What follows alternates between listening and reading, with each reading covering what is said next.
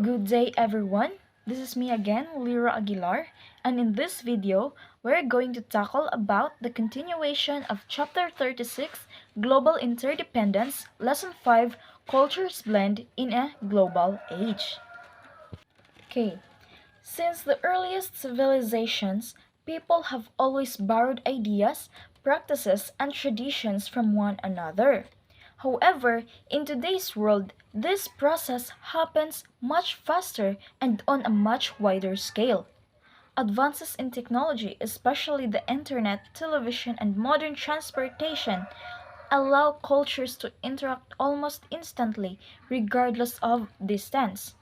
Because of this, cultural blending has become a defining feature of the modern global age. So now that we understand the overall idea of cultural blending, let us look at how this exchange has accelerated in modern times. So cultural exchange is not a new concept, right? So it is the pace at which it happens today is unprecedented. So modern technology allows people from different parts of the world to interact daily through media, travel, and communication platforms. So these interactions encourage the sharing of beliefs, customs, entertainment, and values, making cultures more interconnected than ever before. So, one of the most visible results of this cultural exchange is something we experience every day. So, this is popular culture. So, what is popular culture? It refers to cultural elements that reflect shared experiences and changing interests within a society.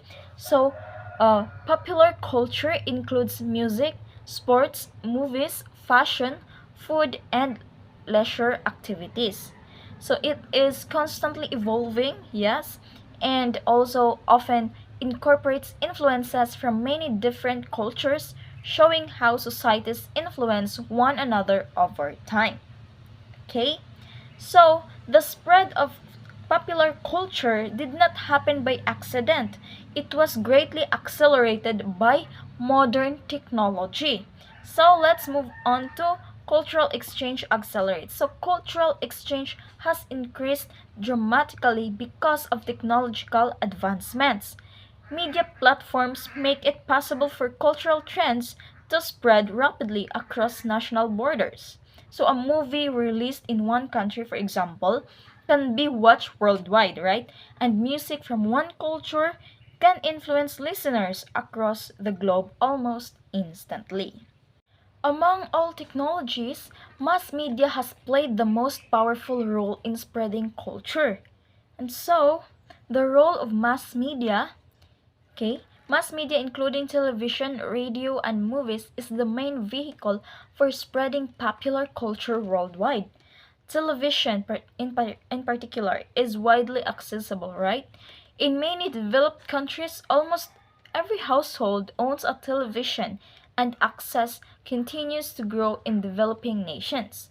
So, through mass media, people learn about lifestyles, values, and events happening in other parts of the world. So, because of this wide reach, television has become one of the strongest connectors between cultures. So, let us have television as a global connector. Okay, so television provides a window to the world by allowing viewers to witness global events in real time. Like wars, political events, and natural disasters are no longer distant occurrences. They become shared global experiences. So, for example, millions of people around the world watch the Iraq War unfold on television, creating a sense of a global awareness and connection, right? So, these entertainment programs also play a major role in shaping global culture. So at this point, let's move on to international popular culture. Televised sports and music have become truly international. So events like the FIFA World Cup and NBA games attract millions of viewers worldwide. Music also crosses borders easily people around the world listen to reggae, rap, Afropop, and European rock music, okay? So performers often gain global fame, showing how culture is no longer limited by geography and through technology. So while many cultural influences came from different places, Western culture has had a particular strong global impact.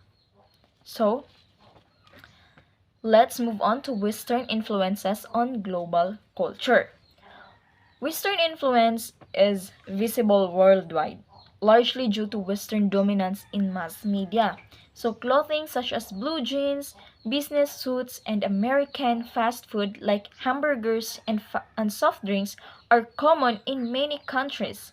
Like Western entertainment characters like Mickey Mouse and recognized are also recognized globally, okay? So Western ways of thinking, especially materialism, have also spread widely. One of the strongest examples of Western influence is the global use of the English language. So now let's have English as its global language. So English has become the primary international language used in science, business, diplomacy, and technology. Am I right? Okay. So although Mandarin Chinese has more native speakers, English is more widely distributed globally. It dominates international conferences, internet communication, and global trade. So it helps create a shared global culture through the English language. However, cultural influence does not flow in only one direction. So, let's have these non-Western influences. So non-Western cultures also influence Western societies. Eastern philosophies, religious practices, art styles, music, and fashion have become part of Western life. So this exchange shows that globalization allows culture to influence each other mutually, rather than one culture dominating completely. So this cultural blending is especially visible in the arts. So let's move on to the arts become international. So advances in transportation and technology have made art and literature accessible across borders, like museums and galleries showcase artworks from different cultures, and writers now reach international audiences through translated works, okay? So Nobel Prize winners in literature come from diverse countries, showing how artistic expression has become global. But despite these benefits, global cultural blending also raises serious concerns. And this was the challenges of global culture. Many people fear that global popular culture, especially Western influence culture, may erase unique national and cultural identities.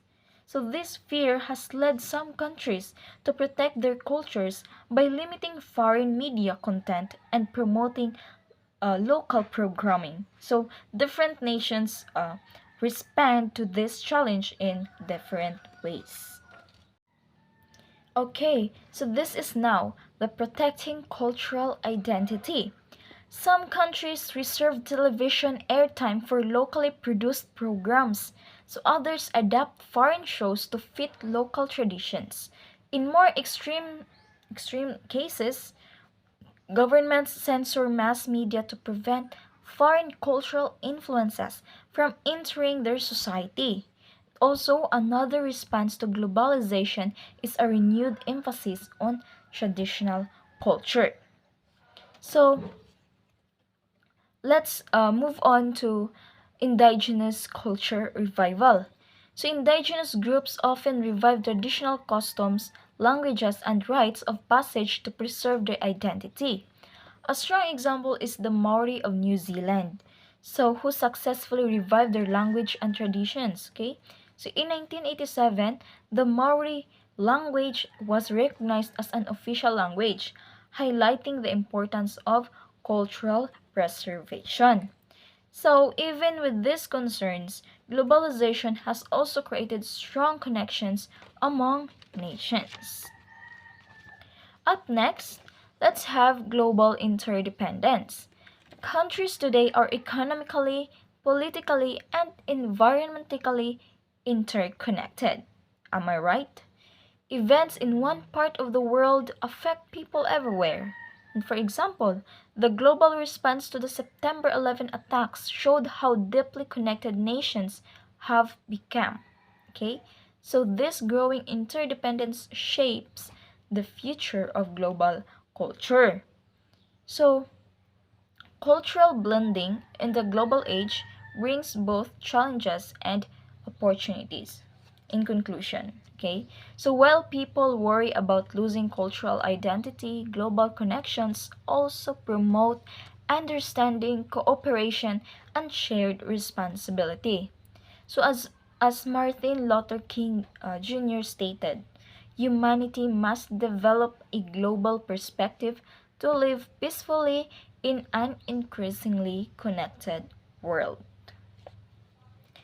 So that would be all for my report about chapter 36, which is global interdependence, and lesson 5. So thank you so much for watching and listening to my presentations. May God bless us all. Thank you so much.